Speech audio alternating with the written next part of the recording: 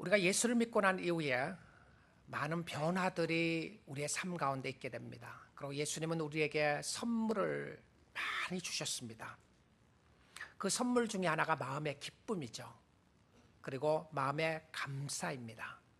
그리고 마음의 평강입니다. 마음의 놀라운 변화 역사를 일으켜주시고 선물을 주셨는데, 그와 함께 우리에게 주신 것이 무엇이었냐면 하나님을 기쁘게 하고자 하는 욕망입니다. 나를 구원해 주신 하나님, 은혜로 나를 구원해 주신 하나님을 좀 기쁘시게 하고 싶다라고 하는 욕망이 마음속에서 나타나게 돼요. 여러분, 그렇지 않나요? 내가 어떻게 하면 주님을 더 기쁘게 할 것인가? 어떻게 하면 아버지의 마음에 좀 흡족하게 살아갈 것인가? 아버지가 기뻐하는 삶은 어떤 삶인가 생각을 하게 될 것입니다. 주님이 기뻐하시는 삶은 어떤 삶일까요? 베드로전서 1장에 보게 되면 전체적인 흐름의 주제가 소망에 관한 부분입니다. 소망을 쭉 설명을 하다가요, 우리가 나그네 되었을 때에 우리에게 소망을 주신 하나님을 바라보게 하고 그 하나님을 의지하도록 말씀하고 있는데, 그 소망에 관한 주제를 가지고 설명을 하다가 베드로전서 1장에서는 우리에게 삶의 지침서로 4가지를 주시고 있습니다. 이렇게 살아라. 베드로는 흩어져 있었던 나그네들에게 예수를 바라보고 예수를 믿고 예수를 섬기고 있는 사람들, 환난과 핍박을 기다리고 있고 여러 가지 힘들고 어려운 상황에 섬기고 있는 그 백성들을 향해서 어떻게 살아야 할지를 이야기하면서 4가지를 말하고 있습니다. 여러분, 주님을 기쁘시게 하기를 원하시나요? 그러면 이 4가지를 잘 지키시면 됩니다. 이것을 하면 주님이 기뻐하는, 주님을 기쁘시게 하는 삶을 살게 됩니다. 첫 번째 지침서는 무엇이었냐면, 이것은 어떤 명령어조로 나와 있는데, 첫 번째 무엇이었냐면 완전한 소망을 가지라고 하는 것이었습니다. 완전한 소망을 가지라. 그러니까 예수 그리스도로 말미암아 우리에게 소망을 주시면서 그 소망을 가지라고 하는 것을 명령어로 이야기하고 있어요. 너희의 마음속에 주님이 주시는 완전한 소망을 가지라. 하나님, 나에게 소망이 없습니다. 나는 소망을 어떻게 해야 될지 모릅니다 라고 고백하고 있을 때에 하나님께서는 우리에게 있는 소망을 가지라고 하는 부분을 명령어로 주셨어요. hopefully가 아니고요, hopefully, 완전한 소망을 너희에게 가지고 있으라. 근데 이 소망의 시작은 가슴이 아니라 머리였습니다. 소망의 시작은 내 마음속으로 느끼기 이전에 내가 무엇을 생각하느냐에 있었어요. 소망은 느낌이 아니라 아는 것이었습니다. 천국을 느끼기 전에 알아야 되는 거예요. 완전한 느낌은 천국에 가야 우리가 느낄 수 있어요. 완전히 봐야 느낄 수 있는데, 그것을 느끼기 이전에 우리로 알고 소망을 가지라는 것이었습니다. 여러분, 그 소망은 예수 그리스도 안에 있는 소망이었습니다. 오늘 여러분의 환경과 상황을 바라보고 절망하고 있습니까? 어렵고 힘든 가운데 있나요? 예수님 안에 있는 소망을 가지고 살 수 있기를 주님의 이름으로 축복드립니다. 여러분은 천국의 시민권을 가지고 있는 사람들입니다. 그러기에 우리의 소망은 하늘나라에 있는 사람이죠. 자, 그럼 두 번째로 주시는 말씀이 무엇이었냐면 거룩이었습니다. 아버지가 거룩한 것처럼 너희도 거룩하라. 15절, 16절 말씀이었죠. 오늘날 성도들이 잃어버린 모습 중에 하나가 거룩입니다. 우리는 구별되기를 원하지 않습니다. 우리는 세상과 분리되기를 원하지 않고 세상과 짝하기를 원합니다. 세상과 하나 되기를 원합니다. 죄와 분리되기를 원하지 않고 죄와 동침하기를 원합니다.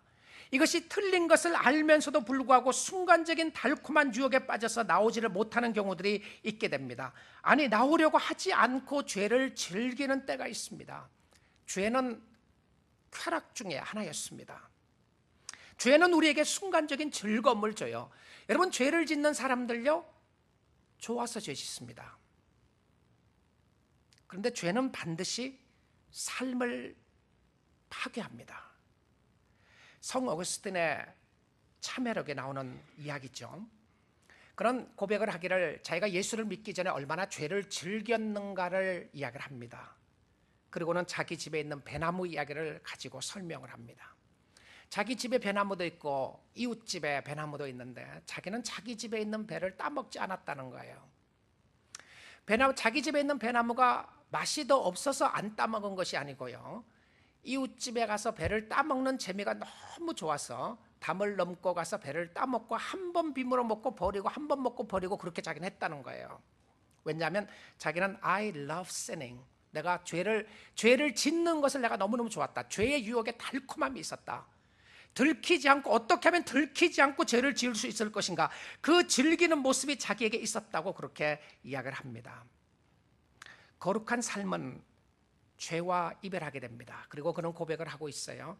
자기가 예수님을 만나고 난 이후에 죄를 미워하게 되었다. 그리고 자기 마음속에 있는 것이 얼마나 죄성이 강한가를 이야기하고 있었습니다. 거룩의 삶은 죄를 미워하는 삶입니다. 우리의 마음 가운데 혹시 여러분의 심령 가운데 은밀하게 짓고 있는 죄가 없습니까? 불륜, 아무도 모른다고 생각을 하고 짓고 있는 죄, 포르노, 거짓말, 순간적인 거짓말을 하면 내가 얻을 수 있으니까 쾌감을 주기 위한 일로 거짓말하며 즐기고 있는 사람은 없습니까? 여러분, 은밀한 죄는 은밀하게 파괴합니다.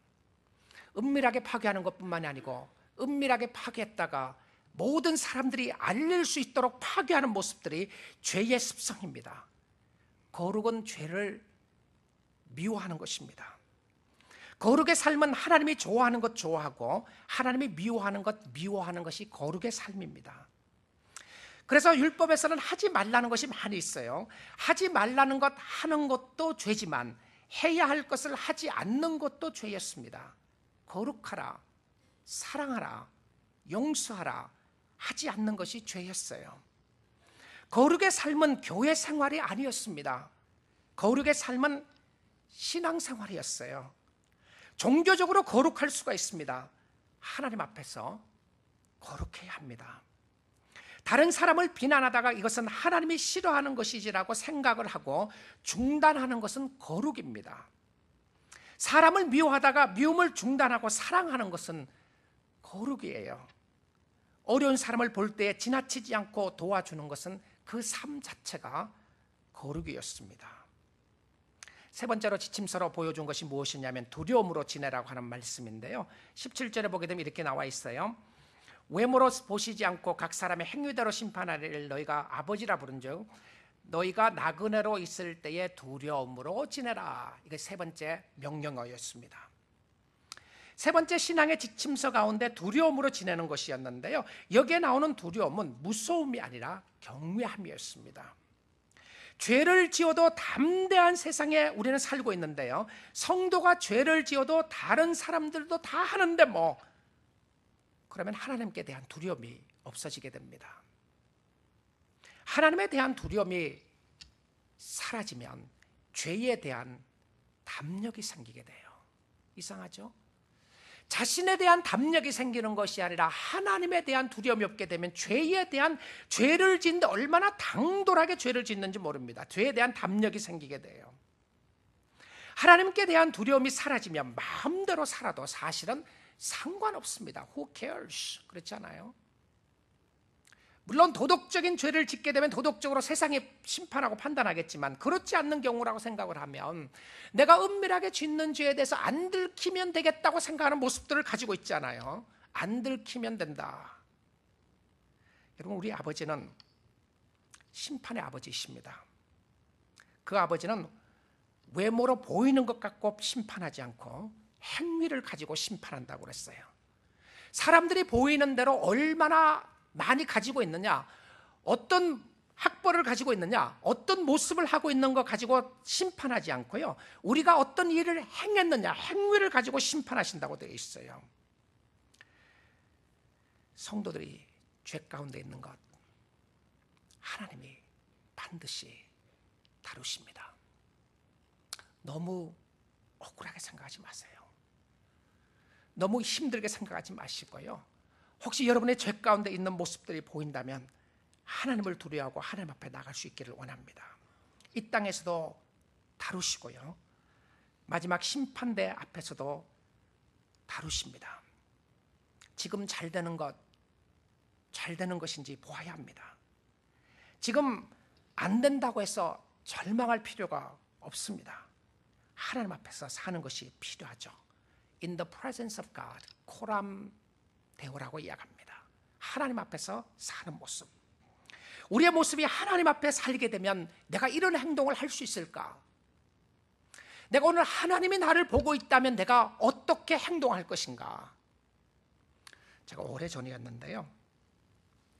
오래전에 어느 교우집에 교우집이 아니었고 비즈니스 하는데 신방을 갔습니다. 신방을 가서 이제 제가 말을 하지 않고 딱 들어갔는데 딱 들어가서 보니까 우리 교인의 저쪽에, 주인의 저쪽 안에 있었어요. 직분을 가지고 있는 분이었는데요. 담배를 피우고 계셨어요. 제가 깜짝 놀라갖고요. 어떻게 했을 것 같아요? 피했죠. 빨리 피했습니다. 저와 제 아내가 탁 피해갖고 한참 있다 들어가자. 그래서 제가 다른 데 갔다가 한참 후에 들어갔어요. 들어가니까 이분이 깜짝 놀란 거예요. 놀라갖고 아니 목사님 연락도 안 하고 오면 어떻게 합니까? 제가 가끔 연락 안 하고 쳐들어갈 겁니다. 여러분의 가정에. 연락도 안 하고 오면 어떻게 합니까? 그래서 제가 아니 뭐 비즈니스 신방원인데 꼭 연락을 하고 가야 되나요? 그냥 온 거죠. 아마 그분은 들켰는 거 모를 거예요. 제가 피해줬으니까요. 한 번은 다른 분이었는데요. 그분은 진짜 들켰어요. 나 앞에서. 사실은 뭐 담배 피는 것이 꼭 죄인가 그런 의미로 하는 것이 아니에요. 그건 나중에 언제 기회 있을 때 생각해 보고요. 그런데 이분은 들켜갖고 얼마나 황당해한지 저도 너무 당황했어요. 아 이거 진짜 교회 안 나오는 거 아닌가 이 사람 이러다가 그러고 씩씩거리면서 들켰네 꽉 들켰네 말이야.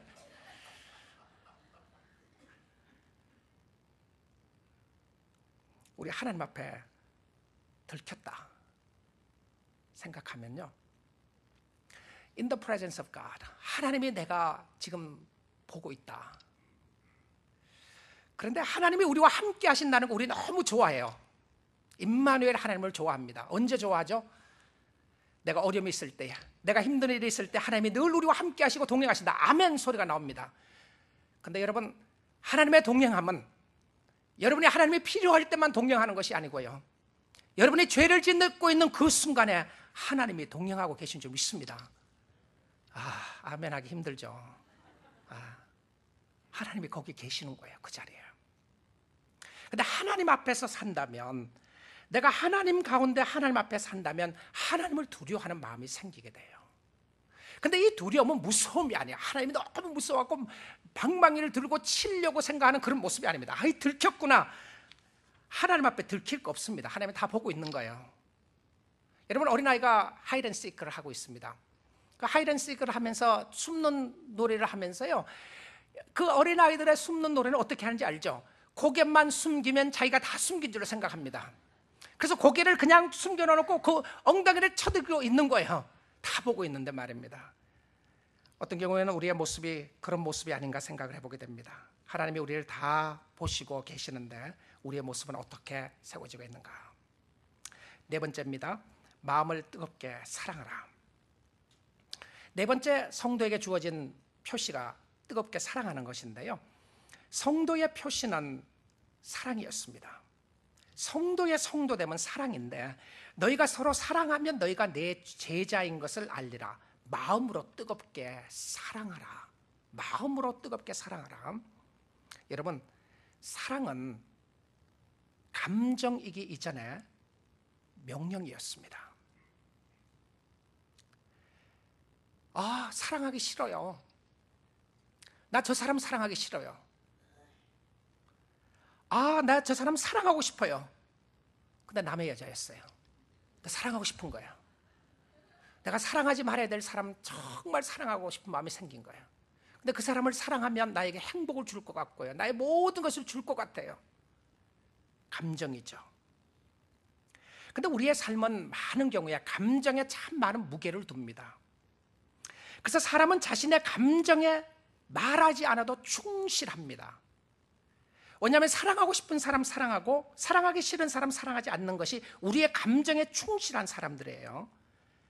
근데 성도의 지침서 가운데 주시는 것은 무엇이었냐면 감정에 충실하지 말고 말씀에 충실하는 것입니다.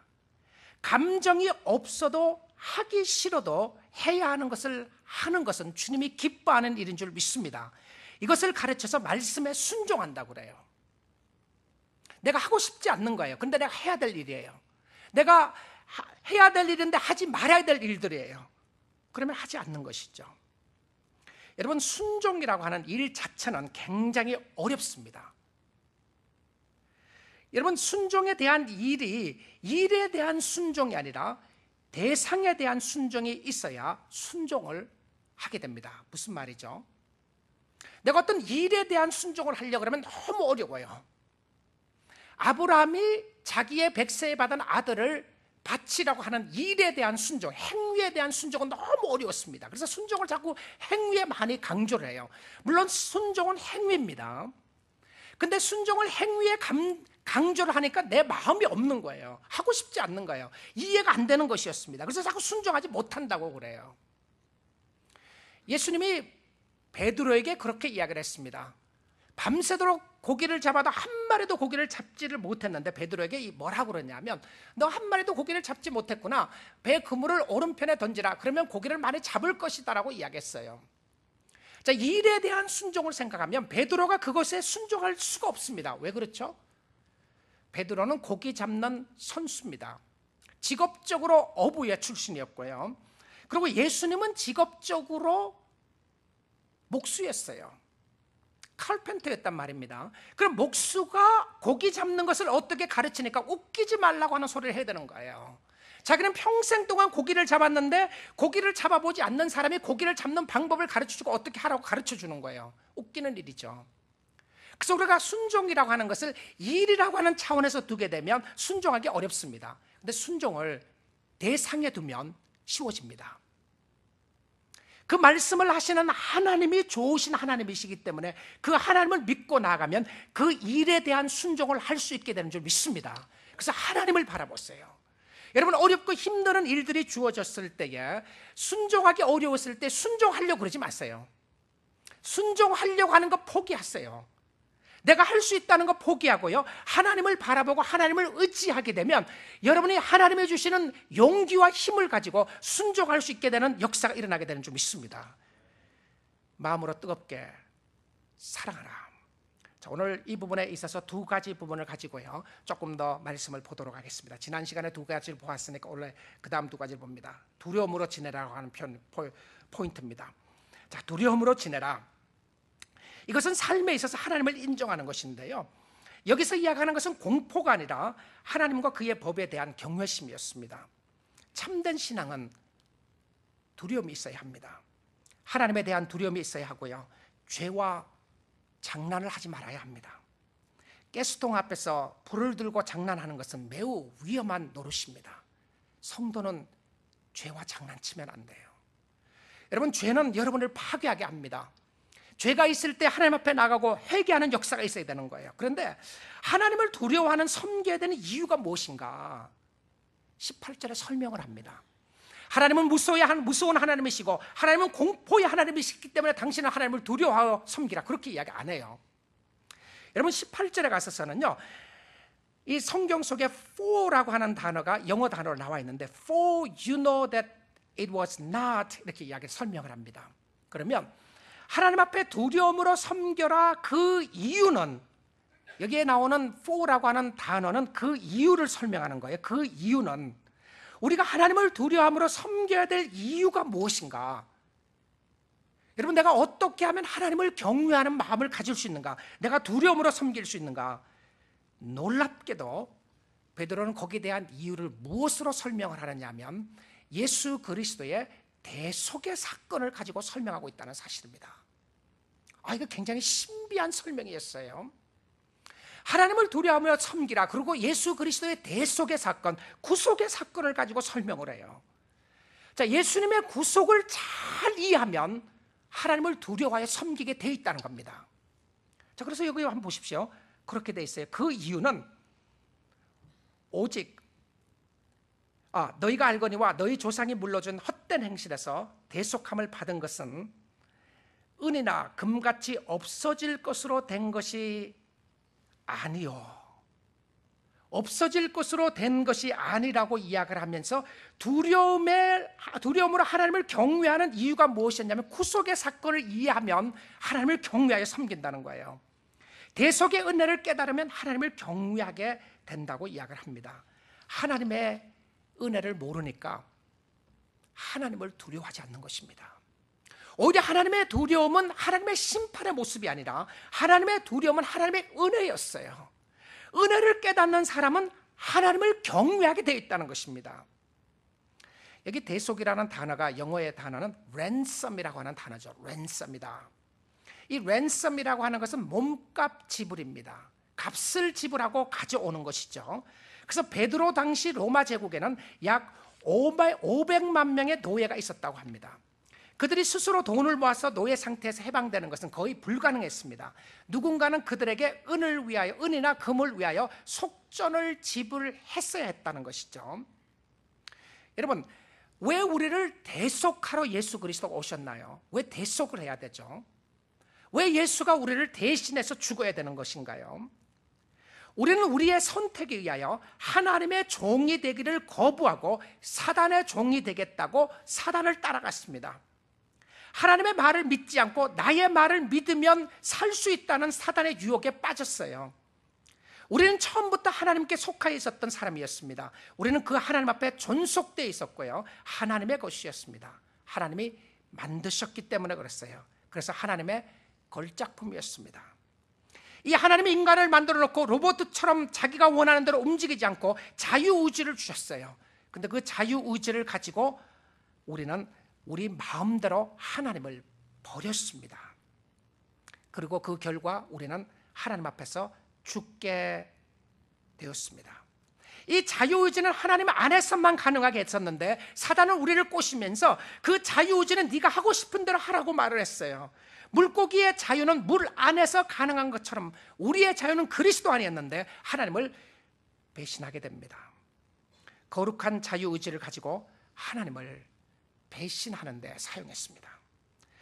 하나님께 일어난 최고의 역사는 인간이 하나님을 배신한 것이었습니다. 최초로 왕따 당하셨던 분은 하나님이었습니다. 그것도 자기가 만들고 자기가 지었고 자기의 형상대로 지었던 인간이 하나님을 배신했습니다. 그런데 모든 피조물은 하나님의 명령 한마디에 다 움직였습니다. 나무도 있으라고 그러니까 있었고 모든 동물들은 하나님의 명령에 다 움직였는데 인간에게는 자유의지를 가지고 하나님을 배신하게 됩니다. 그리고 선을 택하지 않고 악을 택하게 되었어요. 그래서 우리는 누구의 종이 되었습니까? 사단의 종이 되었습니다. 사단으로부터 혹은 죄로부터 우리의 값을 지불하고 싸우게 되는데 이것이 무엇이었습니까? 은이나 금이 아니었다는 것입니다.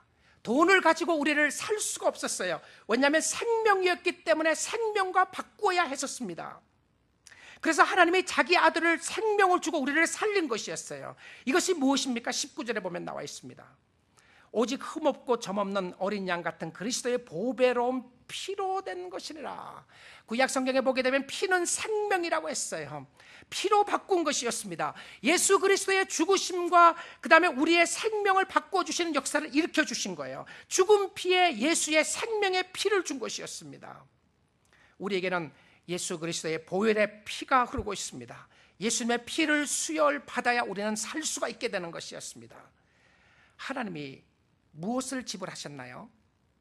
생명과 생명을 바꿔야 되는데 생명과 생명을 바꾸려고 사람을 찾아보니까 바꿀 사람이 한 사람도 없는 거예요.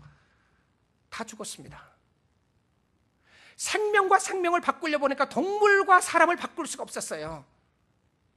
코끼리 와도 못 바꾸고요, 사자 와도 못 바꾸고 어느 동물도 사람의 생명과 하나님의 형상으로 지음받은 생명과 바꿀 길이 없었습니다. 그리고 누구는 좀 거룩한가 봤더니 다 죄인들이었어요. 다 죽어 있었습니다. 그래서 바꿀 생명이 없었어요. 그래서 하나님이 무엇을 지불하기로 작정했느냐 하면 자기 아들의 생명을 지불하기로 작정하셨던 것이었습니다. 근데 누구에게 지불했죠? 이 돈을요, 이 값을요, 이 생명을 누구에게 지불했습니까? 사단에게 지불했나요? 1차적인 답은 틀린 답이 아니라고 생각을 합니다. 그런데 사단이 우리를 정죄했나요? 아니거든요. 우리를 정죄하신 분은 사단이 아닙니다. 하나님이죠. 우리는 죄를 지음으로 말미암아 너는 영원히 죽을 것이라고 이야기했던 분은 하나님이었어요. 사단이 아니었어요. 우리를 심판하시는 분은 사단이 아닙니다. 우리를 심판하는 분은 하나님이에요. 하나님이 우리를 심판하신단 말이에요. 그러면 하나님이 이 값을 누구에게 지불했느냐 하면 자신에게 지불한 겁니다. 자신에게요. 정말 위대하신 하나님의 섭리와 사랑의 모습이에요. 여러분, 이 대속의 진리를 알지 못하면 기독교의 핵심을 알 수가 없는 것입니다. 세상에 어느 종교가 이런 종교가 있어요? 예수 그리스도 정말 하나님이 자기 아들을 자기 자신을 주셔서 사랑하고 자기를 던져서 우리를 구원해 준 종교가 어디에 있습니까? 세상의 종교들은 하나님을 이용해서 자기의 배를 채우는 것이 종교의 의도입니다. 결과적으로 빠름 라인이 뭐냐? 자기 잘 되려고 하는 겁니다.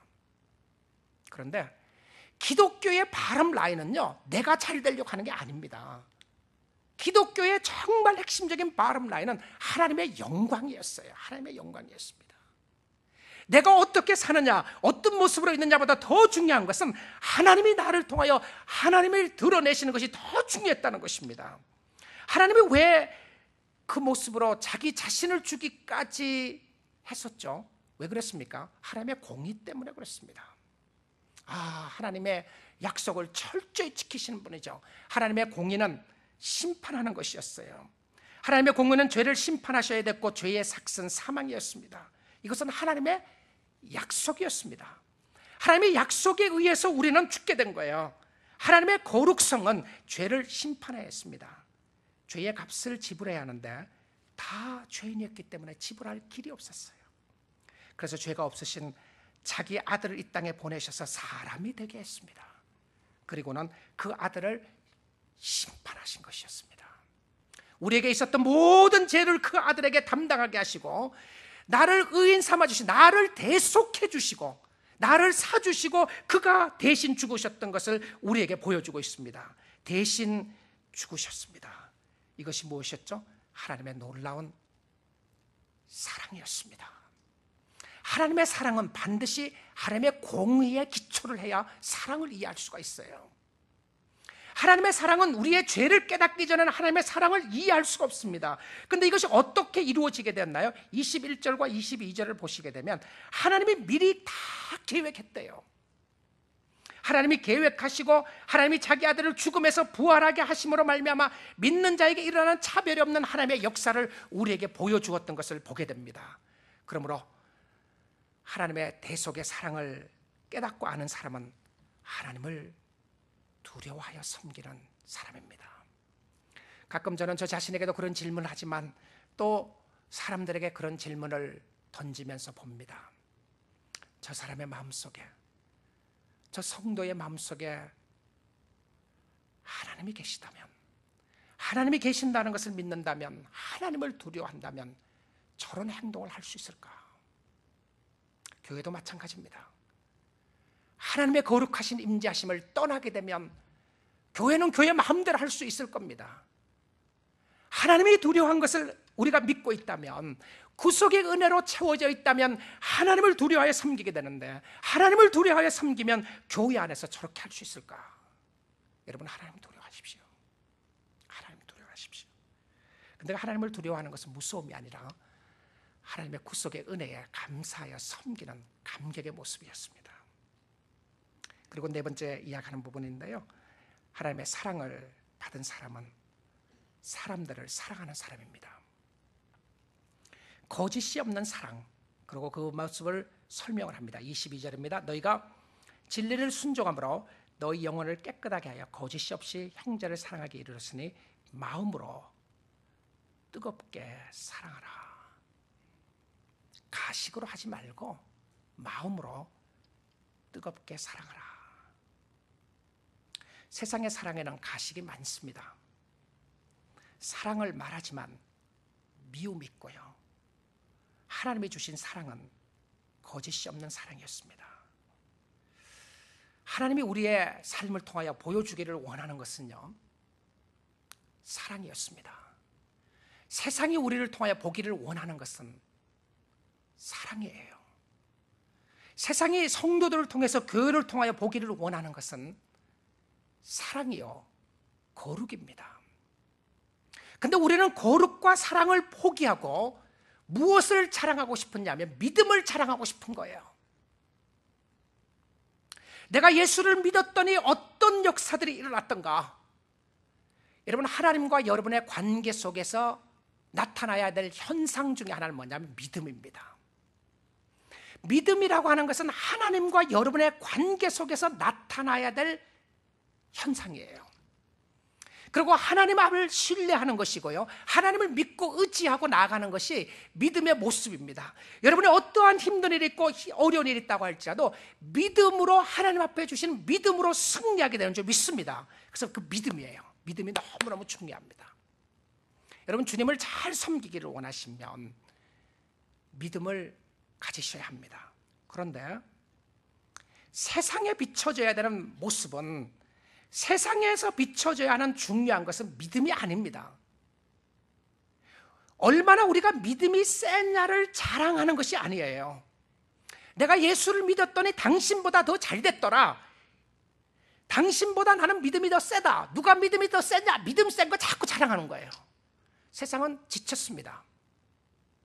너 믿음 센 거 자랑하지 말고 믿음이 세다면, 믿음이 좋다면 믿음의 좋은 모습을 좀 보이라고 그러는 거죠. 믿음의 세계를 세상에서 자랑하고 서로 자랑하는 모습이 성도의 모습이 아니었어요. 성경에서는 성도들이 믿음을 비교해보라고 이야기한 데가 한 군데도 없습니다. 여러분, 성도들끼리 믿음 너무 비교하지 마세요. 더 잘난 사람 별로 없고요, 더 못난 사람 별로 없습니다. 성도는 성도입니다. 물론 거룩성에 있어서 우리가 영적인 성숙함이 좀 약한 경우도 있지만, 그러나 믿음의 세계를 가지고 자랑하는 곳이 교회가 아닙니다. 근데 세상은 우리를 통하여 보여줘야 하는 것은 무엇이냐면 믿음의 분량이 아니라 사랑의 분량이었습니다. 세상에서 나타나야 되는 것은 크게 두 가지인데요, 하나는 거룩이고 다른 하나는 사랑이었습니다. 세상은 우리에게서 사랑을 보기 원해요. 그런데 우리는 세상에서 믿음을 자랑하기를 원합니다. 우리가 믿었더니 어떤 역사가 일어났냐 자꾸 이야기를 합니다. 그러면 사랑이 어떻게 되는 것이죠? 믿음은 힘의 자랑이 아니었습니다. 우리는 세상보다 더 센 사람들이 아닙니다. 우리는 세상보다 더 세다고 하는 것을 자랑하는 것이 아니고요, 우리는 거룩으로 자랑해야 하는 사람들입니다. 우리는 사랑으로 나타나야 될 사람들이고, 사랑으로 우리에게 있는 것들을 주위에 드러내야 될 것이 우리에게 주어진 하나님의 은혜요 축복이었다는 사실입니다.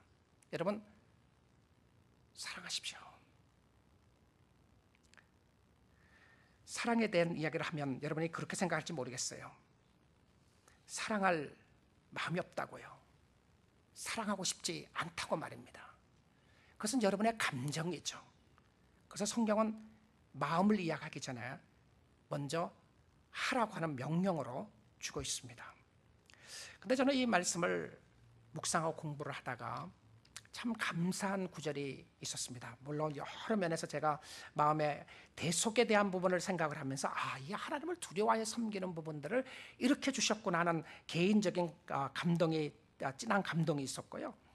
그 다음에 또 하나 정말 감사했던 부분은 22절에 관한 부분입니다. 여러분, 말씀을 한번 보십시오. 너희가 진리를 순종함으로 너희 영혼을 깨끗하게 하여 거짓이 없이 형제를 사랑하기에 이르렀으니 마음으로 뜨겁게 서로 사랑하라. 무슨 이야기죠? 우리의 마음속에 성화, 진리를 순종함으로 너희 영혼을 깨끗하게 되었다. 그러니까 말씀을 통하여 우리의 마음속에 성화의 작업이 일어나게 되는데, 거짓이 없이 뭐라고 되어 있습니까? 형제를 사랑하기에 이르렀으니, 무슨 말이죠? 예수 믿는 사람이 누구인가? 여러분이 감사하셔야 됩니다. 사랑하라 그러니까 굉장히 부담이 오시나요? 여러분 부담 느낄 거 하나도 없습니다. 거룩한 부담이면 필요하겠죠.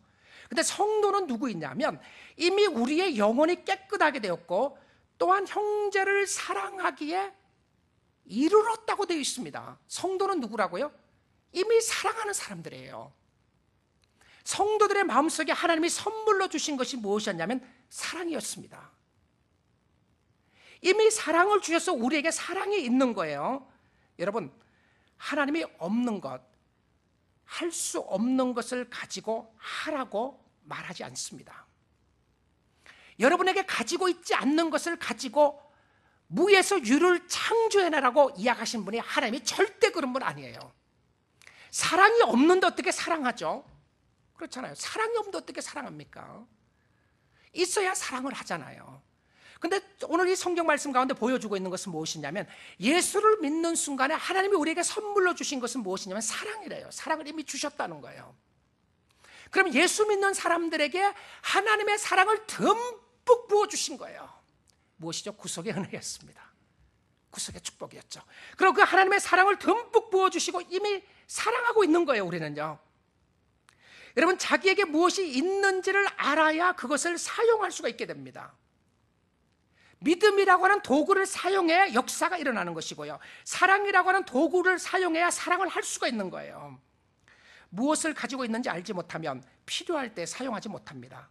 또한 믿지 않고 감정으로 하기 때문에 우리는 사랑할 수가 없는 모습들을 보게 됩니다. 사랑할 수 없어요. 자꾸 없다고 그래요. 없다고. 아니, 성경은 있다고 그래요. 너 할 수 있다, 할 수 있다. 나는 할 수 없다고 그래요. 여러분, 성경을 할 수 있다고 그러는데 내가 할 수 없다고 그러면 나는 성경 안 믿는 거예요. 성경은 무엇이라고 이야기합니까? 하나님의 영으로 깨끗함을 받고 사랑하고 있다고 그래요. 그러면 여러분이 감정적으로 생각합니다. 그럼 내가 사랑하는 마음이 아니고 미워하는 마음인데 어떻게 하면 좋겠는가? 이거 무슨 마음인가? 그거 무슨 마음인지 아세요? 사단이 주는 마음이에요. 죄성의 마음입니다. 여러분의 죄성의 마음은, 저의 마음속에 있는 죄성의 마음은 나에게 힘들게 하는 사람 어렵게 하는 거예요. 원수를 사랑하는 것이 아니고 원수를 미워하는 겁니다. 이건 죄성의 마음이에요. 근데 원수를 사랑할 수 있는 마음을 주신 것이 성령의 마음이었어요. 하나님의 마음이었습니다. 그러니까 사랑하라. 아, 하나님의 은혜로 이 쓸데없는 자 왜 구속해 주는지 알 수 없도다. 여러분, 죄악된 모습이 여러분의 심령 가운데 나타날 때에 회개하세요. 아, 원래 나의 나된 것은 사랑의 모습으로 나를 만들었구나. 그럼 여러분의 죄성 가운데 옛 모습을 생각하게 되면 계속 나쁜 모습이 있는 거예요. 여러분이 가지고 있는 것 활용하십시오. 여러분에게 사랑할 수 있는 도구를 가지고 있고요, 사랑의 모습으로 채워주셨어요. 죄의 사욕에 순종하지 말고 하나님의 말씀에 순종할 수 있기를 주님의 이름으로 축복을 드립니다. 이것은 우리가 완전하게 사랑할 수 있다는 의미가 아니에요. 또 넘어질 거예요. 또 쓰러질 겁니다. 그러나 우리는 사단을 향하여 또 이야기할 수 있는 것이 있습니다. 다시 일어나는 거예요. 일어나십시오. 그리고 또 사랑하십시오. 버언스라고 하는 목사님은 이야기하기를 그리스도인 형제들에게 대한 사랑은 참으로 회심한 모든 신자의 영혼 속에 솟아난다. 마치 땅을 뚫고 살며시 올라오는 파란 새싹이 심겨진 씨가 생명체로 되었다는 증거이듯, 이러한 사랑은 진리의 씨가 우리의 영혼에 뿌리를 내렸다는 확실한 증거이다. 진리가 우리의 마음 가운데 씨앗의 뿌리가 내렸다는 확실한 증거가 뭔가? 사랑이래요. 남편 사랑하십시오. 아내 사랑하세요. 사랑하는 성도 여러분, 자녀 사랑하십시오. 아, 자녀 사랑하지 않는 사람 어디 있냐고요? 용서해 주십시오. 성도님들을 사랑하세요. 그리고 용서해 주세요. 그리고 용서를 받으세요. 성도의 증거는 확실한 하나님의 사랑이었습니다. 그 또 다른 증거가 무엇이냐면 영원한 하나님의 말씀이었어요. 말씀이 영원하기 때문에 사랑이 영원한 것이었고요, 하나님은 사랑이시기 때문에 그렇습니다. 우리가 거듭난 것은 하나님의 말씀으로 되었다. 무슨 말이죠? 사랑할 수 있는 근거는 우리의 거듭남이었습니다. 말씀으로 새로 태어났기 때문에 우리의 피 속에는 무엇이 흐른다고요? 사랑이 흐르고 있어요. 여러분, 그런 경험 많이 하셨지 않나요? 내가 예수를 안 믿었더라면 내가 이렇게 살았을까? 예수를 믿지 않았다면 내가 저 사람을 사랑했을까? 안 했을 수도 있겠죠. 그렇죠? 안 해도 누가 뭐라 그러겠습니까? 여러분, 이미 예수 때문에 사랑하고 있는 모습이 있지 않아요? 그럼 여러분이 잘나서 사랑한 게 아니라는 거예요. 야, 그래도 내가 좀 괜찮으니까 내가 저 사람 사랑했지. 자랑할 거 아무것도 없어요. 왜냐하면 그 사랑은 여러분에게 있었던 것이 처음부터 아니었습니다. Sorry about that. 죄송하게도요, 그 사랑은 하나님이 주셨던 사랑이었습니다. 사랑할 수 없는 사람을 사랑하게 되었다고요? 성령의 역사였습니다. 용서할 수는 없는 사람을 용서했다고요? 주님이 주신 은혜였습니다. 그래서 은혜가 있어야 우리가 사랑할 수 있는 거예요. 새롭게 태어난 사람은 새로운 사랑을 우리에게 요구해주고 있습니다. 새로운 삶은 새로운 사랑을 요구하고 있어요. 그런데 그 사랑의 고리가 무엇이죠? 바로 십자가의 사랑이었습니다. 예수 그리스도의 죽음이 이 일을 이루어 놓았어요. 여러분이 원수 되었을 때야, 여러분이 아무런 가치가 없을 때야, 하나님을 사랑하고자 하는 마음 하나도 없었을 때야, 하나님의 마음을 아프게 했을 때야, 여러분의 죄 그것 때문에, 나의 죄 그것 때문에 예수가 십자가에 죽어야 됐던 그 순간에도 하나님은 나를 버리지 않았습니다. 자기 아들을 버리시고 나를 구속해 주시고, 그리고는 나에게 요구하시는 것이 있습니다. 이제는 사랑하고 섬기며 살라고 말입니다. 성도에게 주신 지침서는 하나님을 기쁘시게 하기 위하여, 하나님은 우리로 하여금 더욱더 열심히 섬기기 이전에 우리의 자세를 돌아보아야 한다는 것입니다. 우리가 잘하는 것 무엇이죠? 잘해야 되는 것이 무엇인가요? 사랑이어야 합니다. 거룩이어야 한다는 것이에요. 오늘날 우리의 삶 속에 우리의 교회가 회복되어야 될 부분은 바로 사랑과 거룩이었습니다. 우리의 삶 가운데 그리스도를 알고 그리스도를 믿음으로 말미암아 이런 사랑의 실천이 있기를 주님의 이름으로 축복드립니다. 교회 오는 사람, 이 교회 오시는 분들 사랑하십시오. 아픔과 상처 있다고요? 그렇죠. 그런 사람 오시죠. 왜 보내주셨냐고요? 사랑하라고 보내주셨습니다. 혹시 여러분 그런 분들이 있습니까? 여러분의 교회 안에서 사랑을 받으시고 또 사랑해 주세요. 왜 저 교회는 사랑이 없냐고 그러지 마시고요, 여러분의 마음속에 이미 예수 그리스도를 믿고 있으면 사랑이 있는 거예요. 여러분 사랑하십시오. 나는 늘 사랑을 받아야 된다고 생각하면요, 여러분 비참해집니다. 왜냐하면 여러분이 원하는 만큼 사랑해 줄 사람은 세상에 아무도 없습니다. 여러분 아내도 못하고요, 여러분 남편도 못합니다.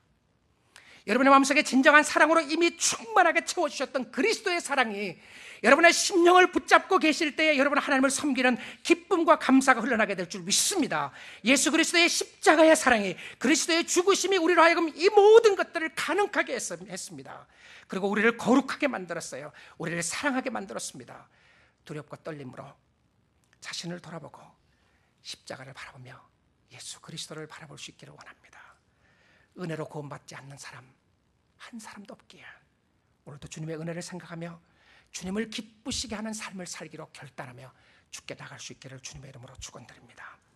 기도하겠습니다.